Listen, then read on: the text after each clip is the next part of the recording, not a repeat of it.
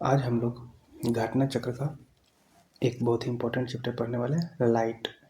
एक हर एक one day exam में पूछा जाता है और प्रॉपरली BSSC के लिए ज़्यादा इम्पोर्टेंट है, क्योंकि BSSC में 25 मार्क्स का साइंस पूछता है। तो चलिए पहला क्वेश्चन हम लोग देख लेते हैं। कुछ क्वेश्चन में हम प्रॉपरली डिस्कशन कर देंगे। निम्न में से किस विकिरण में ऊर्जा प्रति क्वांटम सर्वाधिक होती है? तो सर्वाधिक होगा प्रति क्वांटम ऊर्जा, तो ये 280 नैनोमीटर में सर्वाधिक होगा। नेक्स्ट है, सौर विकिरण निम्न में से किस पारक में दिखता है? तो सोलर रेडिएशन जो है आपको 400 एंगस्ट्रॉम से 400 से 700 नैनोमीटर ये विजिबल का होता है। विजिबल लाइट जो होता है उसका एंगस्ट्रॉम होता है, ये उसका। तो 400 से 700 नैनोमीटर पारक होता है। नेक्स्ट हम लोग देखेंगे, प्रकाश दृश्य प्रकाश का दैर्घ्यमान प्रखर होता है। तो लगभग 400 टू 700 होता है, तो 400 ने तो 390 टू 780 नैनोमीटर हो जाएगा। अगले क्वेश्चन हम लोग देखेंगे, दृश्य प्रकाश के तरंगदैर्घ्य की सीमा है। तो अगर एंगस्ट्रॉम में दिया रहता है तो 3900 से 7800 जनरली होता है। इसमें ऑप्शन है 3900 से 7600, तो ये ऑप्शन हो जाएगा आपका। और NCERT की माने तो 400 टू 700, NCERT पुस्तक में 400 टू 700 नैनोमीटर दिया है। अगला है, मानव आँख दृश्य प्रकाश जिस तरंगदैर्घ्य के लिए सर्वाधिक सुग्राही होता है, तो ये 5500 एंगस्ट्रॉम के लिए सर्वाधिक सुग्राही होता है। अच्छा, एक एंगस्ट्रॉम बराबर होता है, एक एंगस्ट्रॉम बराबर कितना होता है? तो एक एंगस्ट्रॉम बराबर होता है 10⁻⁻10 मीटर, और एक नैनोमीटर बराबर होता है 10⁻⁹ मीटर।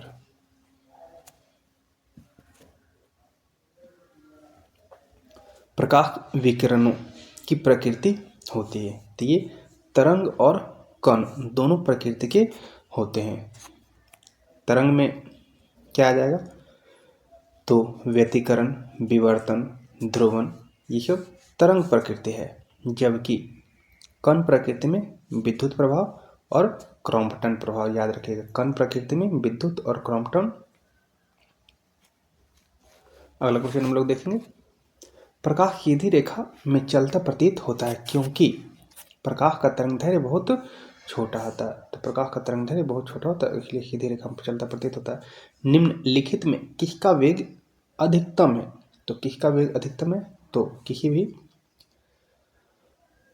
जितना भी ब्रह्मांड में पाया जाता है तो उसमें लाइट का वेग मैक्सिमम है 3 × 10⁸ मीटर पर सेकेंड। निम्नलिखित में कौन सा कथन सत्य है? तो देखिए, प्रकाश का वेग अधिकतम होता है, तो जी हाँ, प्रकाश का वेग अधिकतम होता है, यही ट्रू है।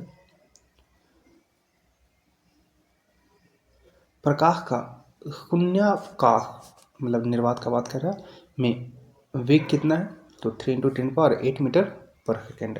प्रकाश की गति कितना है? 3 × 10⁸ मीटर पर सेकेंड। ये सभी क्वेश्चन है। प्रकाश का वेग अधिकतम होता है, तो सबसे ज़्यादा जो होगा ये निर्वात में होता है, 3 × 10⁸ मीटर पर सेकेंड होता है। प्रकाश की गति किसके बीच जाते हुए न्यूनतम होगा? तो जिस माध्यम की सघनता ज़्यादा होगा उसमें प्रकाश की चाल कम होगा। तो दिए गए में कांच का सघनता सर्वाधिक है, तो इसलिए कांच में कम होगा, निर्वात में मैक्सिमम। हवा में प्रकाश की चाल निर्भर करती है, तो हवा में प्रकाश की चाल निर्भर क्या चीज़ पे करती है? तो देख लेंगे हम लोग। तो ये क्वेश्चन में मोर देन वन आंसर होगा, ठीक ना। जैसे देखिए इसमें लास्ट में जो लिखा है कि प्रकाश का वेग जो होता है प्रकाश के घनत्व, तापमान और दाब पर निर्भर करता है। सूर्य के प्रकाश को धरती की सतह पर पहुंचने में लगने वाला समय, तो लाइट जो सन का लाइट पहुंचता है तो वो कितना लगभग 8 मिनट लगता है, 8.16 मिनट तो नहीं दे तो 8.5 मिनट आंसर हो जाएगा।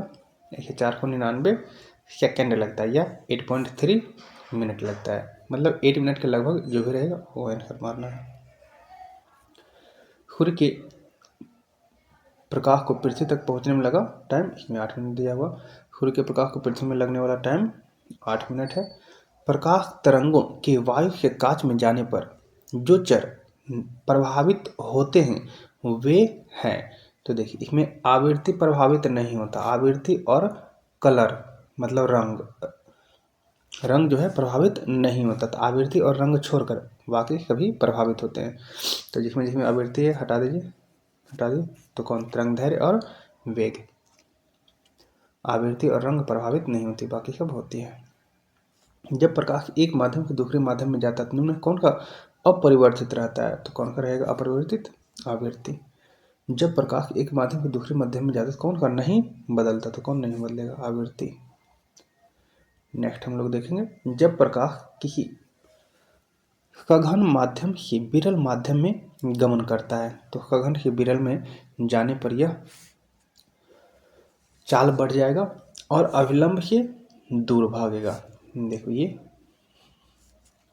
अगर डेंकर ले लेते हैं और ये रेयर ले लेते हैं तो इधर के प्रकाश अगर आ रहा है, ठीक ना, ये आ रहा है तो इसको ऐसे जाना चाहिए था, लेकिन ऐसे ना जाके थोड़ा कम मुड़ जाएगा, अविलंब से दूर भागेगा।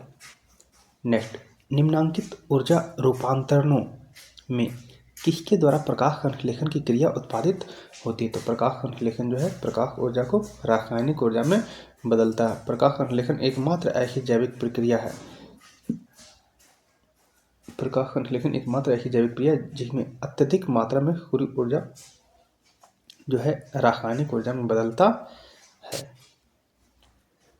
प्रकाश सजावट तथा विज्ञापन के लिए विसर्जन नलिकाओं में प्रयुक्त होने वाली गैस है, तो ये होता है नियॉन गैस। साबुन के पतले झाग चमकदार रंगों का बनना किस परिघटना का कारण है, तो ये बहुलित परावर्तन और व्यतिकरण का कारण है।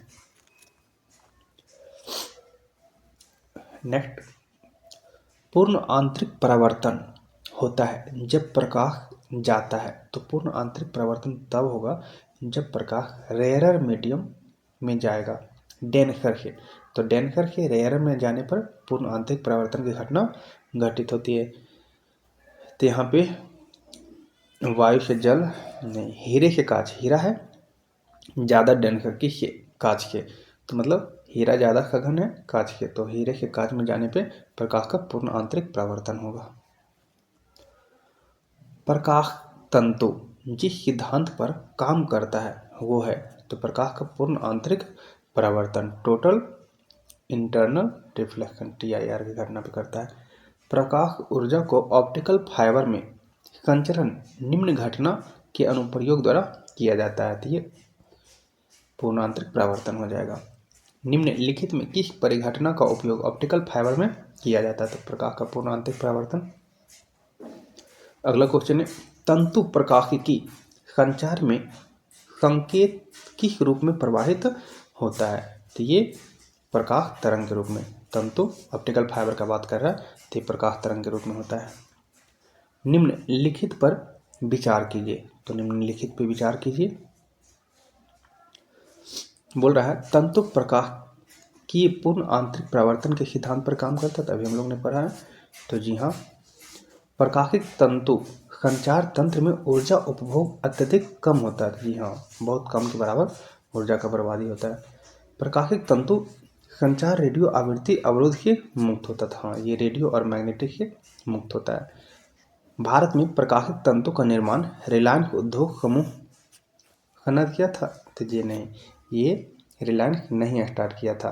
तो स्टार्ट किसने किया था ये देख लेते हैं। तो भारत में सबसे पहले जो है इसको स्टार्ट जो किया था ये स्टारलाइट कंपनी समूह द्वारा किया गया था। मरीजों के पेट के अंदर परीक्षण करने हेतु डॉक्टर द्वारा एंडोस्कोप निम्नलिखित में किस सिद्धांत पर कार्य करता है? तो एंडोस्कोप जो है प्रकाश के पूर्ण आंतरिक परावर्तन पर कार्य करता है। एक एंडोस्कोप है, तो एंडोस्कोप एक डॉक्टरी मशीन है। कैमरा कुछ सूक्ष्मदर्शी सरल नहीं, इनमें से कोई नहीं, ये एक डॉक्टरी मशीन है, चिकित्सक उपकरण है। मृगमरीचिका का कारण है, तो मृगमरीचिका का कारण है टोटल इंटरनल रिफ्लेक्शन। अगर ये ना रहेगा तो प्रकाश का अपवर्तन होगा। मरीचिका का बनना उदाहरण है, तो कुल आंतरिक परावर्तन का। अगर ये नहीं रहेगा तो अपवर्तन। मृग तृष्णा उदाहरण है पूर्ण आंतरिक परावर्तन का।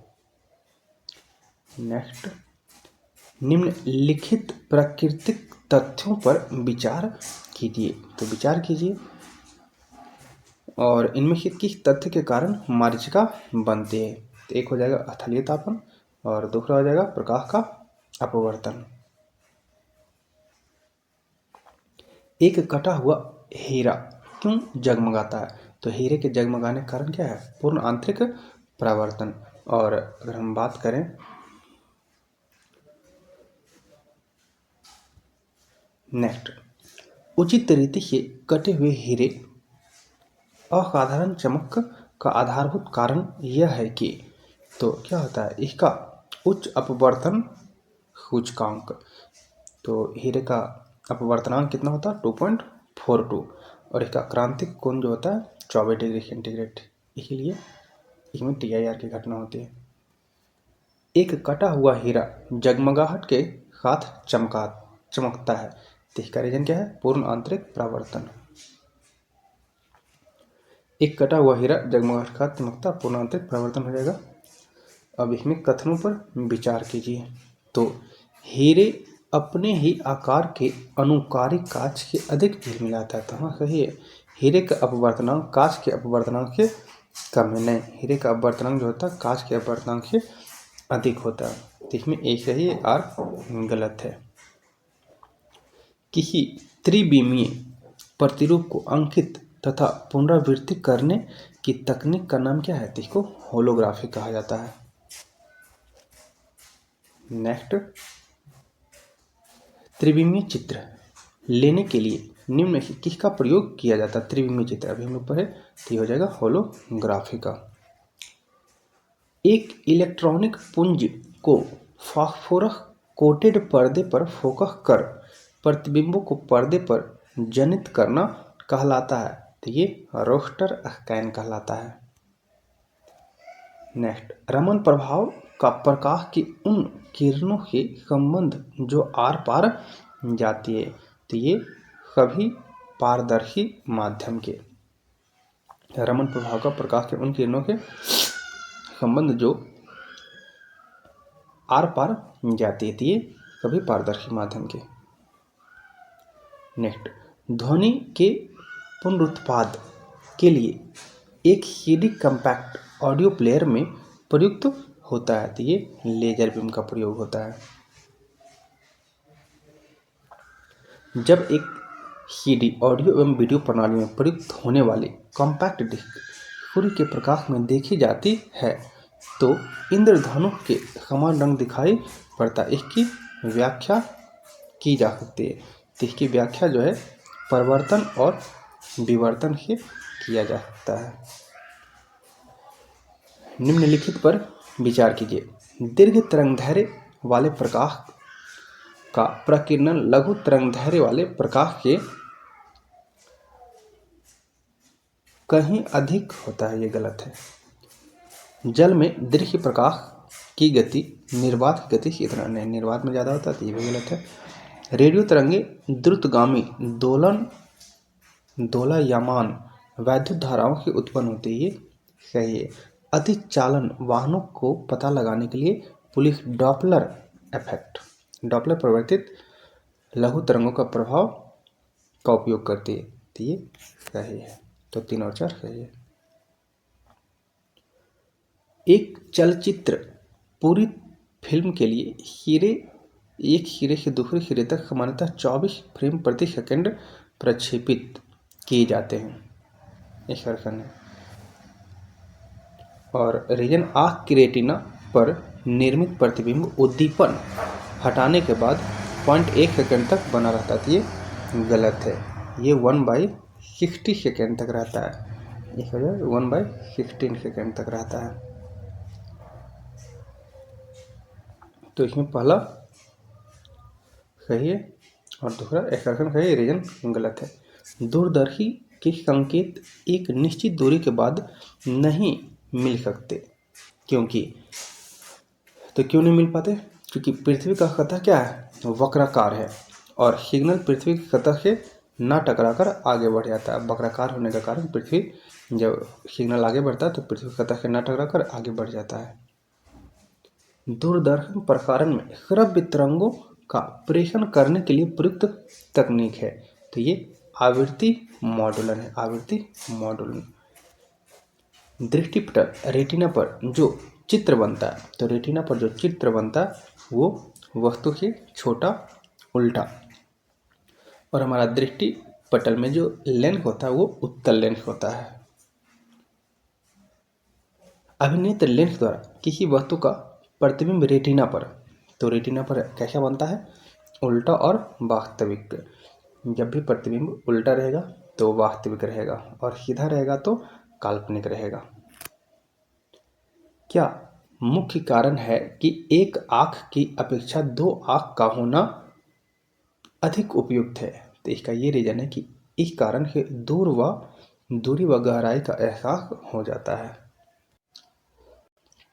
इस वीडियो में हम आप लोग को कम टाइम में ज़्यादा फैक्ट देने की कोशिश करेंगे। निम्नलिखित कौन सा कथन सही नहीं है? तो मनुष्य का कान 1000 हर्ट्ज के सबसे खुगराए होते, गलत है। मनुष्य की आँख लाल रंग के लिए ये पहला कथन जो होगा ये सही। पूछ रहा है कि कौन सही नहीं है? तो मनुष्य का रंग आँख जो है लाल रंग के लिए सबसे अधिक खुगराए होता है। तो ये गलत है। सुनने की दृढ़ता 1/10 सेकेंड है और दृष्टि की दृढ़ता अभी हम लोग पीछे पढ़े थे 1/16 सेकेंड है। और मनुष्य का कान जो है वो 1000 से 5000 एजेड आवृत्तियों के सबसे सेंसिटिव माना जाता है। पूर्ण सूर्य ग्रहण के दौरान सूर्य के सीधे देखने से आँख अपरिवर्तनीय क्षति पहुंचता है। रेटिना का जलना सूर्य के किरण के निम्न घटकों में किस एक के कारण होता है? तो इसका कारण है अल्ट्रावायलेट रे। अल्ट्रावायलेट रे 3 प्रकार का होता है, ए, बी और सी। अल्ट्रावायलेट रे ए, अल्ट्रावायलेट रे बी, अल्ट्रावायलेट रे सी। तो ये सबसे डेंजरस होता है जो कि पूर्णतः एब्जॉर्ब कर लिया जाता है। फिर उसके बाद ये भी डेंजरस होता है, तो ये भी पूर्णतः एब्जॉर्ब कर लिया जाता है वायुमंडल द्वारा। ये सबसे कम डेंजरस होता है, यही पृथ्वी पर आता है थोड़ा बहुत।